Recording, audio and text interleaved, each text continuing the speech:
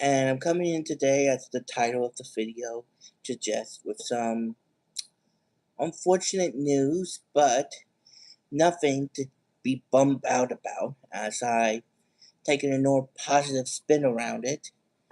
But to basically make this also an apology video for everybody who I promised, that this, first official film I'm working with AI generation clips, and using, for most people, beginning on me for not mostly being un not done in live action. Some things are being filmed in live as we speak to help correlate with the algorithm to adjust for a more stunning cinematic experience that you'll get to see firsthand once it's finally available to see for all of you on the still set goal schedule.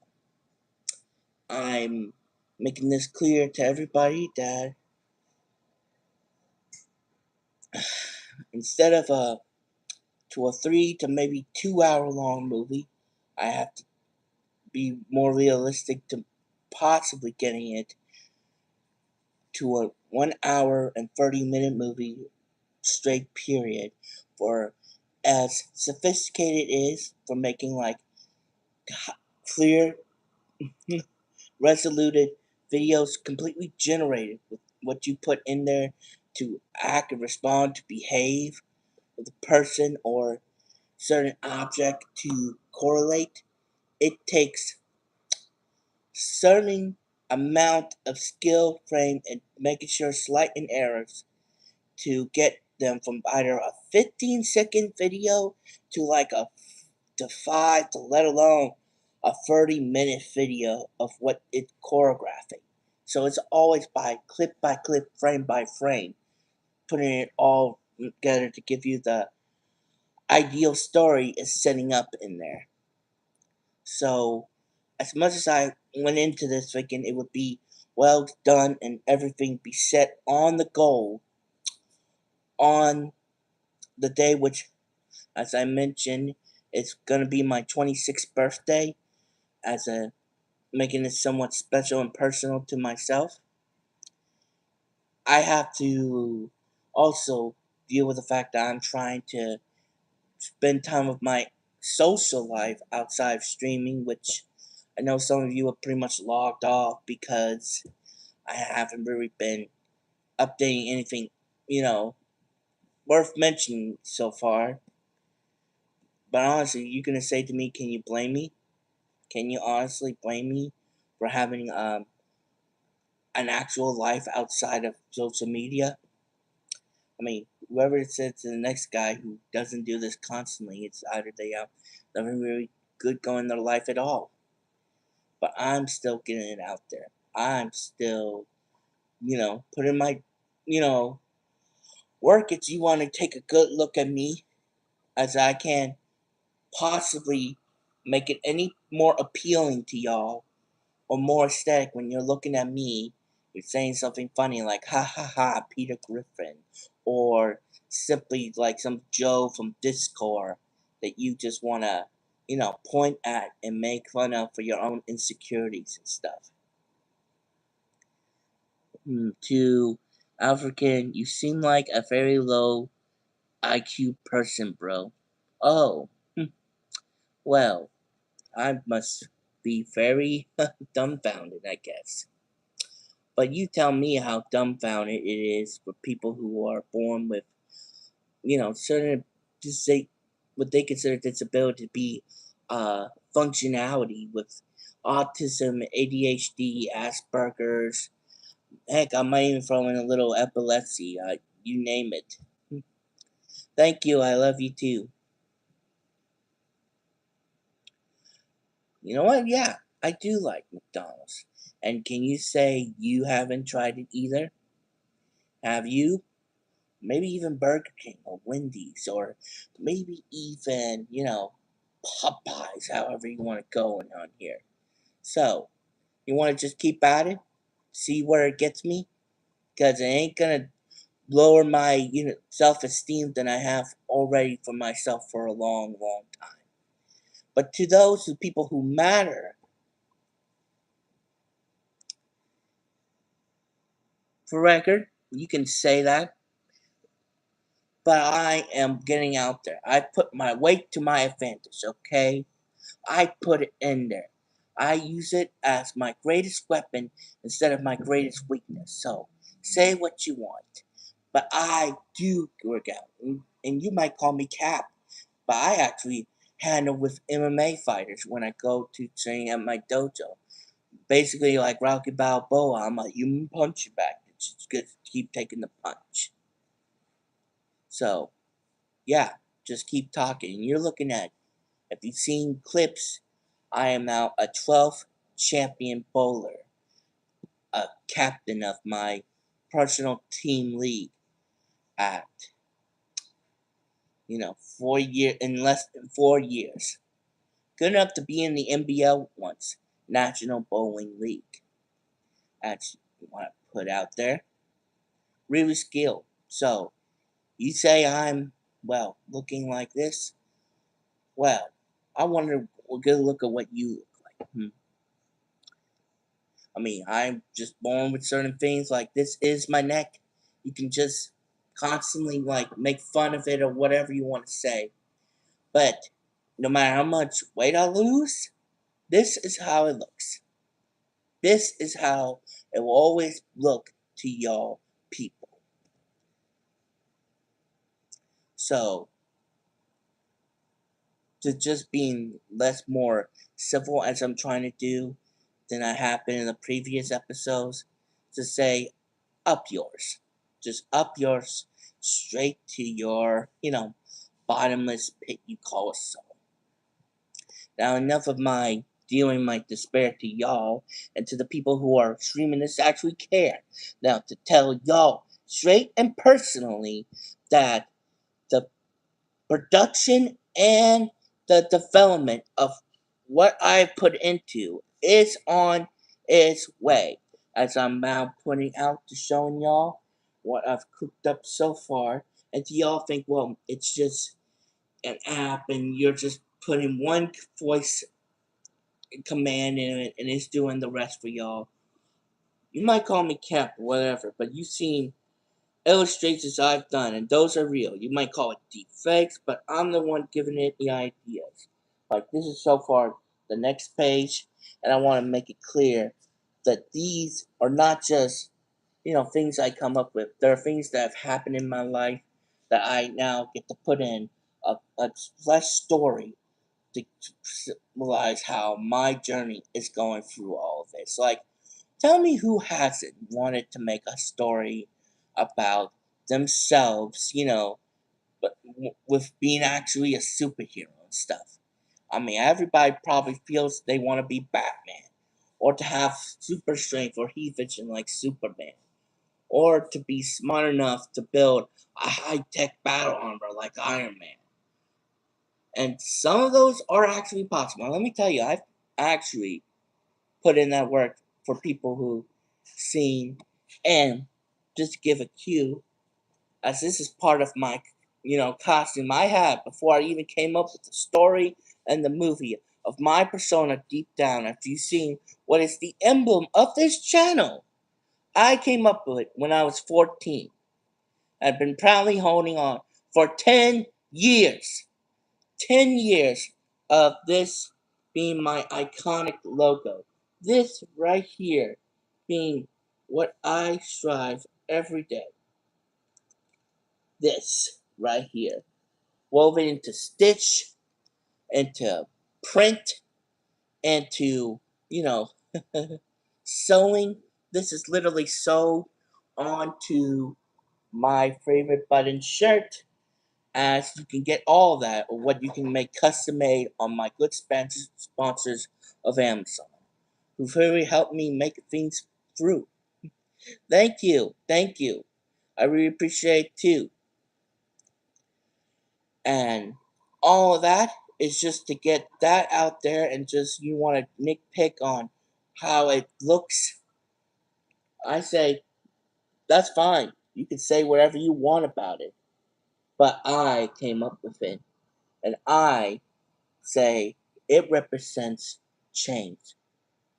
For this life, yeah, I'm drinking. I could get parched after talking so long. People are always telling me to shut up. Telling me to shut up because they can't keep up with how much I can say. Is it smart all the time? Maybe not. Is it productive? Absolutely. People want to say that it looks a bit occult like. Maybe so in black and white, but I've gotten it in different colors. I can pull up to show you. If anybody still paying attention, that's okay. It's up to you. It's your call, whatever. And I've been honing strong to, and not just that, but different symbols that you saw. What is my emblem and my second channel on to sponsor of my soon family enterprise. But starting right now, it's the studios that you saw. In for any of y'all who gave a damn and saw the trailer of what I made for this upcoming film, Mooney Studios as its lead backer. And it says a lot for someone being on the ground up with this. I mean, what you could do basically with your own digital iPad and just be able to come up with all on a platform, then to actually film it in real time and precision, and then put in the writing stories. For I can tell you, there's no end. And as I mentioned before, like variety of color. I'm sorry, that slip, but ooh, let's see. No, I'm not a butthead. Let's. I wonder who. If you're saying it about me, I don't think I call anybody a butthead here. But oh, and you're not. You could say whatever you want. I mean, but I'm as human as you are. So, it is no end of the totem pole of what we are capable of deep down inside. So, you want to keep at it? Go for it. Otherwise, I'm just going to keep talking to people who are listening. So, as I was stating, wow, here some of you are crying out, hey, do you hear me? Do you hear me? Well, yeah. And I just say, find a hobby, man. Just find a hobby. If you want to continually come towards me, that's fine. But you even swear to even raise a hand on people I care about, then you better watch over your shoulder, man. You better watch over. Ah, as I said, it came up with so many characters. If I come up with so far at least 150 of them, and I am constantly working them as we speak at different realms and worlds that I am coming up with to like characters I have put to set the story I have, the stage of my character. And now, the thinking after pretty much stating about 10 minutes of how the story and core and everything, I think it's about time I finally tell all of you of what this movie is about and what this story is all about and what you can see once it's available to y'all on my merch store, which I sent a link down below for anybody who even wants to buy it, and to those who want to see any link update, feel free to go to my Patreon. Not you will. That's only $5. I made it as generous as a human being as possible. I still get paid either way. I still get to do this, right here. Either way. But I am not a sucker to just give everything for free like some generous saint, because who nobody is. Nobody is. I mean, only when you die do they even think you of that. You can be what you have to do, not just to survive in this world, but to thrive at it with your family and friends. So, to just get it out there, so the way I have it set up, the story, as you saw in some of those who saw the opening of the movie I put out there, of how the beginning of everything is set up, that is going to be more fleshed out in the movie. If you think it didn't explain everything, I think it does. But to not be beating around the bush, the story begins where in the beginning, from an old to the new reality that we live in today, there were two cosmic forces, two that emerged from the chaos and disorder, and from the order and the light that came from it. Two polar opposite of each other, but are necessary to maintain the balance of existence itself. Names being of light and darkness, order and chaos, but you know them as literally as you're breathing, and then when you take your last one, life and death. And for eons, they kept the balance, but death, being the embodiment of entropy itself, desired more than just simply maintain the balance of what was soon to be set up as a singular afterlife. Yeah, you heard me right, a singular afterlife, as this takes across between multiverse as I place into this world I'm developing. So for eons, that havoc created so much unsustainability that it risked unraveling the fabric of existence itself. So, the one above all, not referencing Marvel and anything, that is the that governs both of them and ensure to maintain stability, trap death, and what is the world between worlds, between both what is the multiverse and the afterlife itself as a prison to keep his havoc in check. Not to erase him, for as we know, as death as necessary as life itself, order, rebirth, and all that. And the premise is that for when the next singularity should ever emerge, is when death shall be set loose once more. And when that day crosses, and there, all will not be foreseen, will be finally be revealed. And where my character, jumps in. As you've seen him, as you in his get up and everything, which I probably made the costume first before I had it all fleshed out. Say hello to pulling up his picture. First, since he's basically modeled after me, of course he looks like me. I mean, who wouldn't use themselves as the template of the character? Am I wrong? Say if I'm wrong. Let's see, I'm trying to first show you what he looks like illustrated, comic grinds, and people are saying, well, that's just using AI. I don't want to hear it. Yeah, this is Charles Bronson, or you could call him CC for short. Yeah, I know. I can hear you. Not too unfamiliar and unoriginal, but up yours.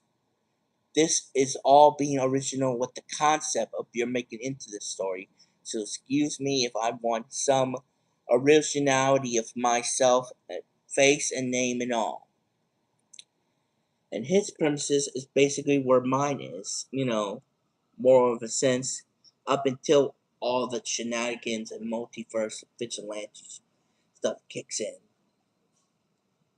is that his story, like mine, was that I grew up with two parents.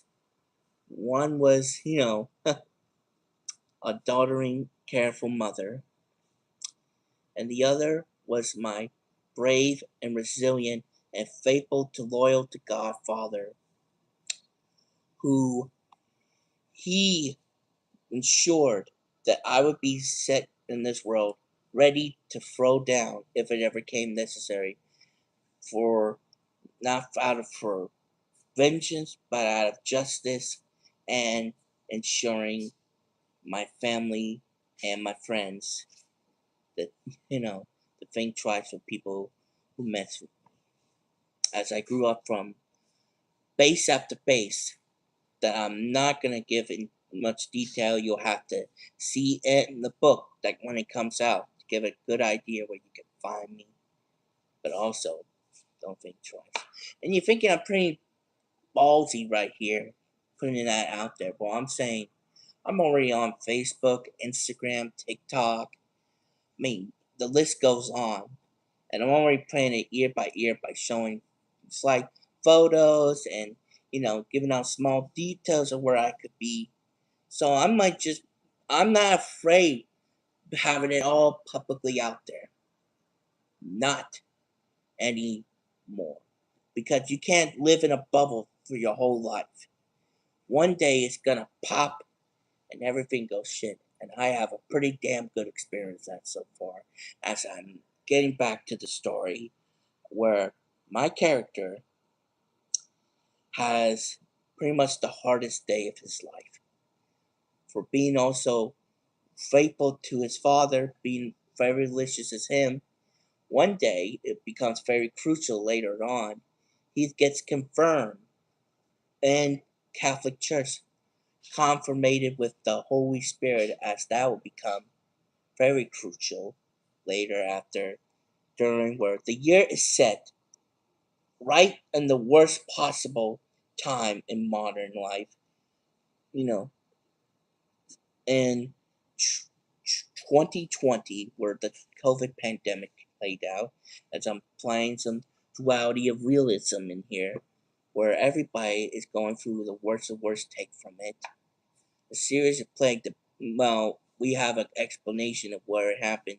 My story can have a different take on it, something that will give him a more personal drive as the story progresses. As you know, this is literally the battle between life and death itself, and he is the epicenter of it.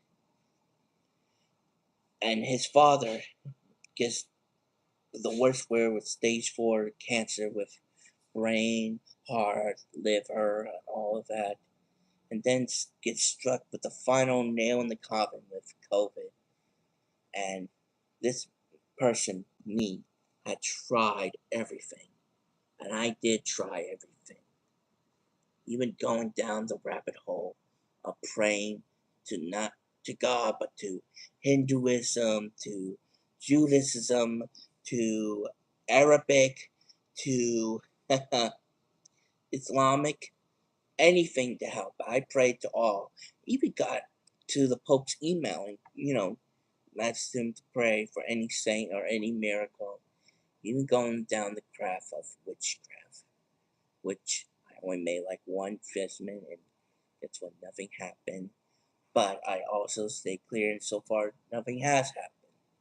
So hopefully keep that positive force for me if you don't mind. But in my story, and honestly it could be down to that too, where my character is on his knees on his father's bed, as I showed you recently with the latest new comic issue I've worked on with uh,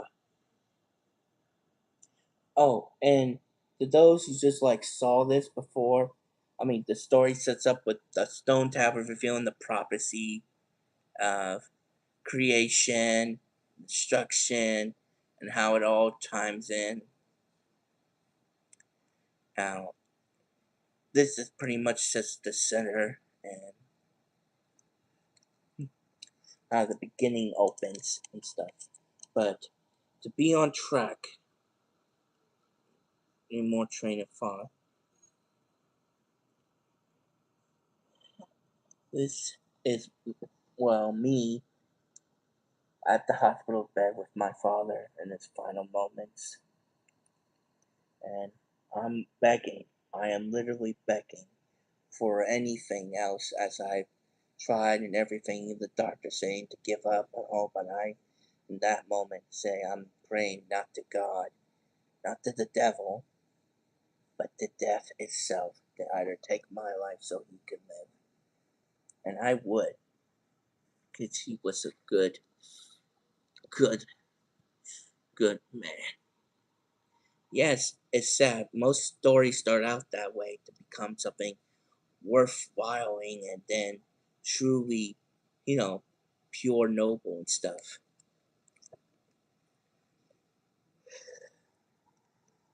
To and then after he makes that state, my last prayer, everything begins to shake violently as then the clock strikes 12 and then all of them just stops.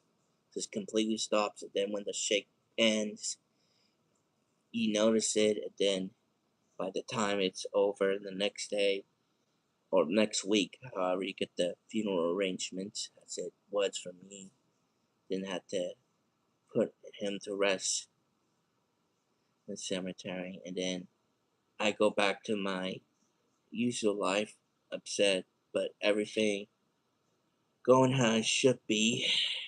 As and walking through basically my life and going to job at the senior center, helping out as many people as I can, feeling down that hole of, deprived since I couldn't save the one person I love so much that I try to be as, helpful as I can be.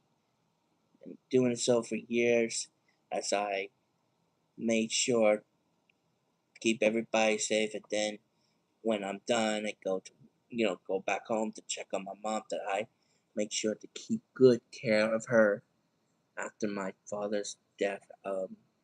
Which this all takes place at least 5 years later. Crucial, crucial, and just making sure she's all right.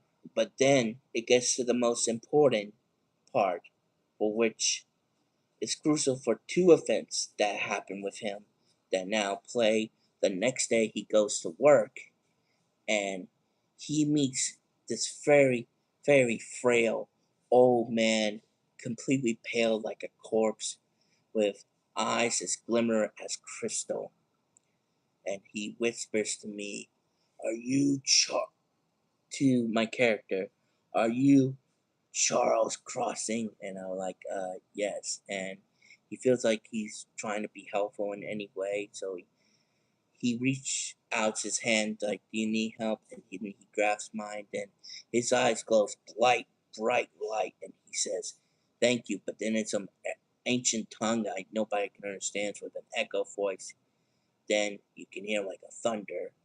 And then my character is stunned and all. Then he eyes go back to normal. He gets out of his chair. Then he walks away. Oh, in case you're wondering, that character is named not Death, but Charon. I took some ideas from Greek mythology, like Charon, the ferryman of the underworld. Pretty much, Death's pawn, if you will. As is crucial, and other characters that will play in soon.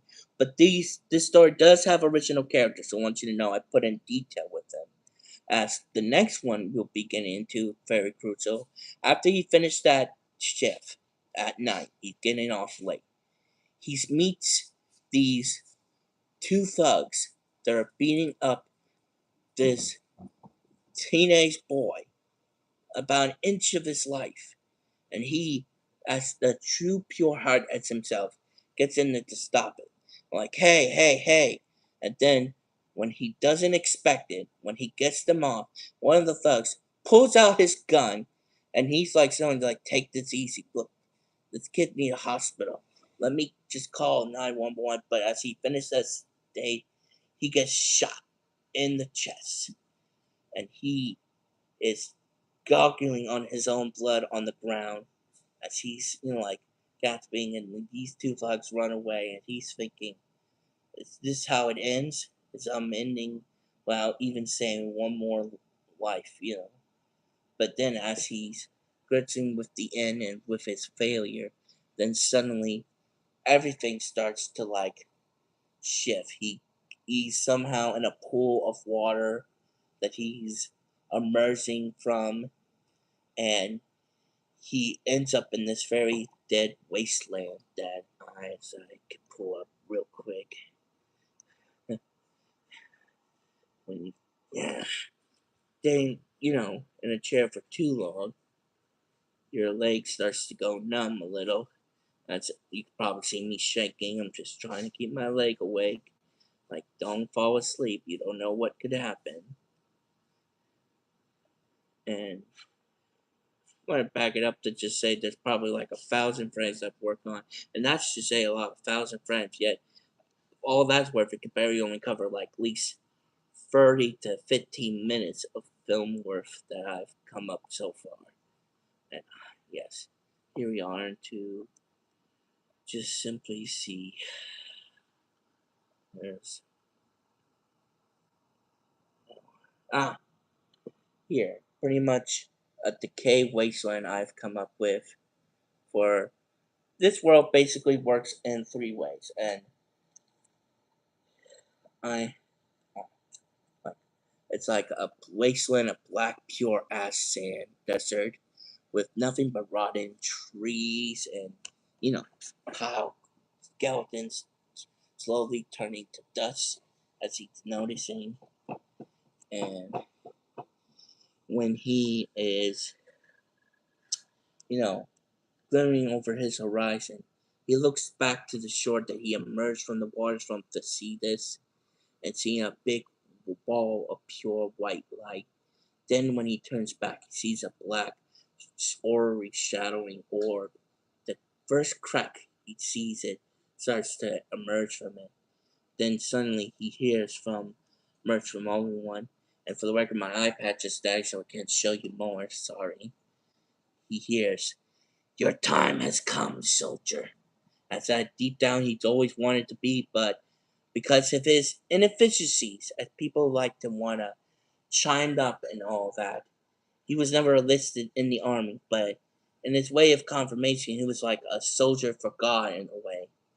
And so this is pretty much homage to what I said before when he was blessed with the Holy Spirit, and kind of way of how this is kind of like tied into Christian mythology, but a different take, as I'm saying. And then to just back to where we are in the present, he gets revived. He's alive again, but just not in the place he thought he was in. As I mentioned across multiverse, his gift he received from both life and death, and also death being a sneaky bastard because he's using him pretty much like a Trojan horse in a way. And for record, this ties back to like Cain, the first murderer, when he doesn't realize that on the back of his neck it's a certain mark. Somewhat aesthetics I used that I originally came up with that might resemble my emblem, but did not take it in a positive term, as the end of this franchise will use it in a more of a lighthearted way. Not every symbol is defined to one thing. I mean, when people look at that swastika, they forget that it was originally Hinduism for socialism. I mean, for pure communication, for peace and namaste. Even if I'm wrong, I'm stating how it was a different take of how that was used before somebody used it for pure evil. And then same thing for like the Christian cross. Before Jesus, it was the absolute symbol of death itself for anyone living in the Roman Empire. When you saw that, you're either going to be begging for death when you saw it. So, to get him back to the point, he is now back in his body, just not his body. to be more of a sense, this is where it ties into what I established his ability is. And the title of it, as ironic as the whole film itself, called The Crossing, where he is crossing through different universes that are exactly similar to ours but different slightly. And he gets the hopscotch into basically himself. Basically, a version of him going through stuff that his other, person was just going through, but just like a 2 minute delay or either 3 minute delay to be enacting in a sort of similar way for how every concept in every universe has to follow some rule. Like eventually there's gonna be a 9/11, there's eventually gonna be a, stock market crash, there's eventually going to be like what people call a fixed point in time that inevitably happens from one reality to the next, to the next, to the next. And my character gets the chance to offend that. I mean, he didn't get the chance to do it in his world, but he gets the chance in this one. So, being revived, he's in that moment where the thug's about to shoot him again, but this time he relaxed fast enough to grab the gun and to get the guys, fearing for their life as he now is the one holding the gun and they could run off saying, "Let's go, man." And then he tosses the gun and then he looks at the same kid who now in this reality is still beat up, but it's not what is the big difference that sets this world different. He doesn't know that he's in a different world until a certain thing happens that he realizes it. But when he looks at him, he checks there's no pulse and he feels like this guy's dead. I mean, poor kid and everything. But then when he looks up, he sees his ghost or somewhat, and then after that split second, that kid suddenly breathing again, like going, "What the heck?" So he calls a 911, gets out of there without explaining exactly what was going on, and just went home feeling like nothing happened. But then later, when he wakes up, he gets a certain call from on his phone from Mister about everything that is happening to him and to meet him in the park so he can explain everything to him. It's possibly his characters and sidekicks in this that I'm establishing. CC meets this guy in the park after getting off of work, after also avoiding the cops in that sort of way to work of that incident of that boy that got called and everything, who I'm now mentioning as you thinking I have a name, named Connor Marcus that I place in that's going to be a compelling character as this story progresses. And the person in charge of the investigations I call Detective Lance Bowman. And he knows him pretty well because I take care of his grandma, or CC takes care of his grandma. And he had a few questions, but none of the time directly. And frankly, he doesn't realize it, but somebody's looking after him, not just also, like cosmically, but here on Earth, as somebody made sure that he forgot to like wipe his prints off the gun that he left on the crime scene. That somebody took care of that, and with that, he just goes to where he's arranged to meet with this guy at the park and everything. And while he gives pretty much a cryptic answer to what's happening, he does something important that makes sure that what he is doing does not play in Death's hand. He basically, so he knows what happened is real to him, he unexpectedly stabs him in the throat, but in that moment, latched something onto his wrist. So this time, when he is gasping for breath, dying, this time he stays in this reality and gets revived. And he does that. And people who were solid on TikTok calling it like a rip-off omnitrix. I was just taking concepts I learned and then applying to them. It's not like it turned them into but it at least helped them dimensionally speaking. Just won't give him any extra powers other than what he doesn't realize he's stacking up on. See, every time when he dies, he takes that person he was in the last world and add it to his new, body and spiritually and strengthen. Like people when they say Elvis Presley had the strength of two men, well, this guy literally does have the strength of two men of himself. Every time he dies, think of it like extra lives when you get. I mean, when you actually, in this case, loses them to power up in this speak.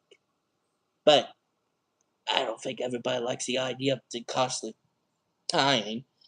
When you have the ability to come back, they say like it's no consequences. Well, I would say the only consequences is yourself and all the pain and horrific you have to go through, which my character inevitably has to for the greater good.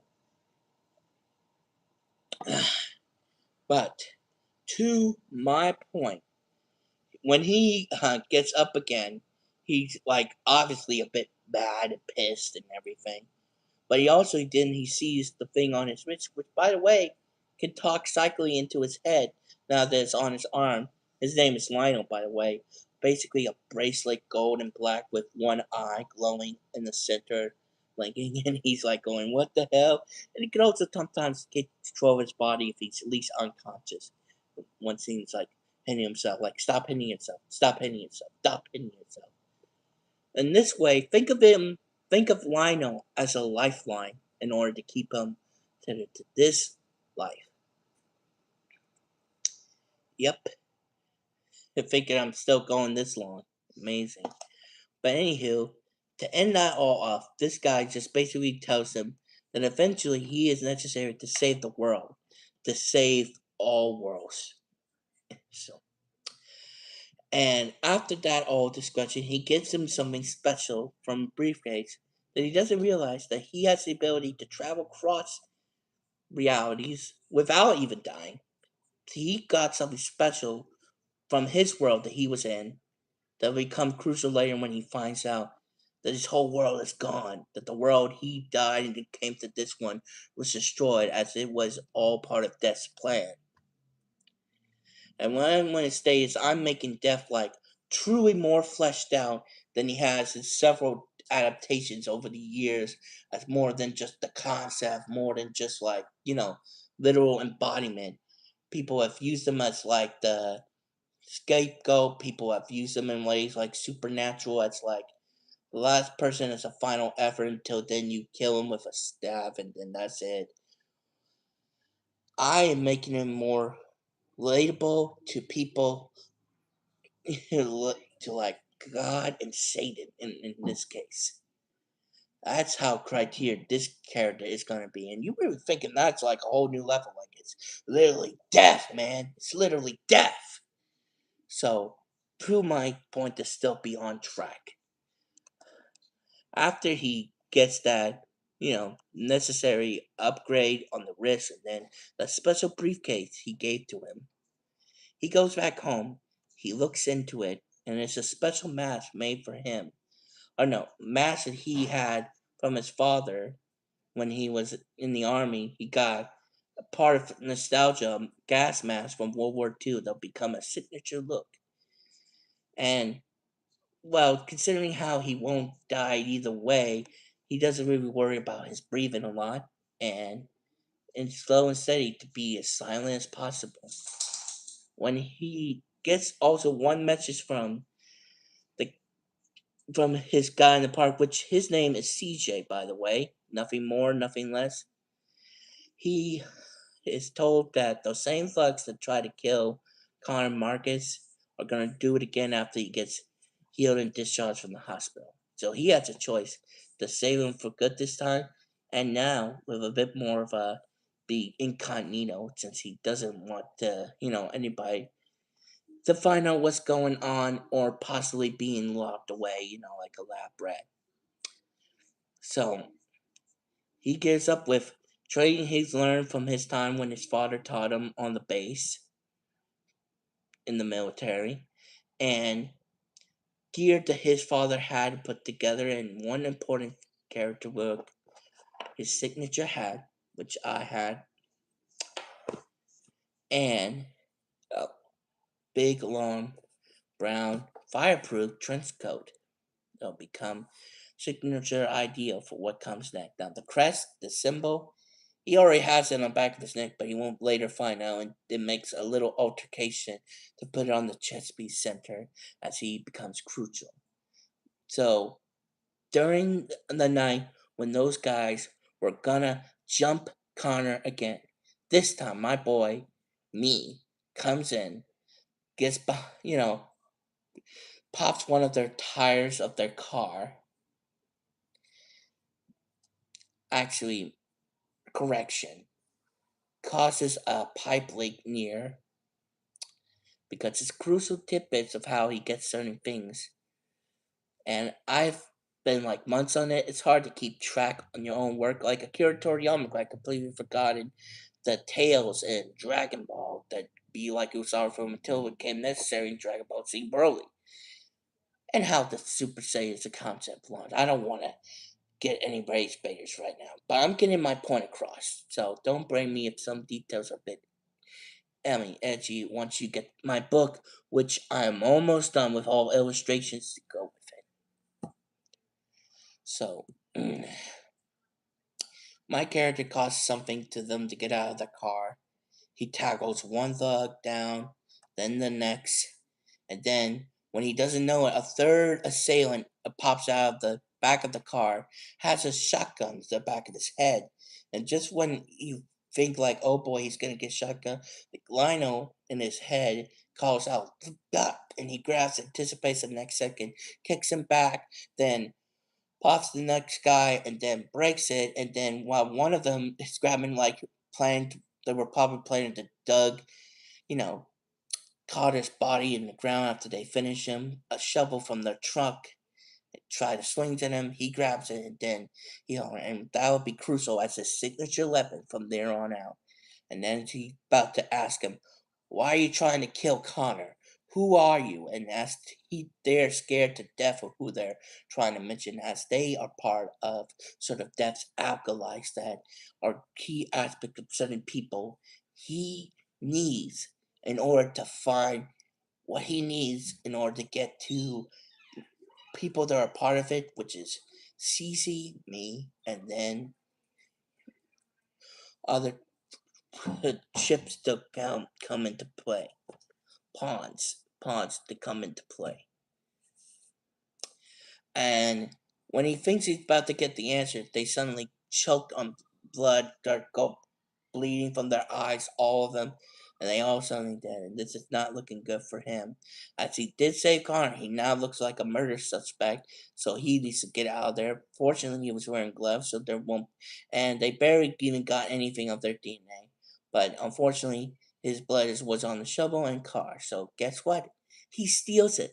He steals the car in order to make sure to not tie him anything back because he doesn't have time to scrub or any of it.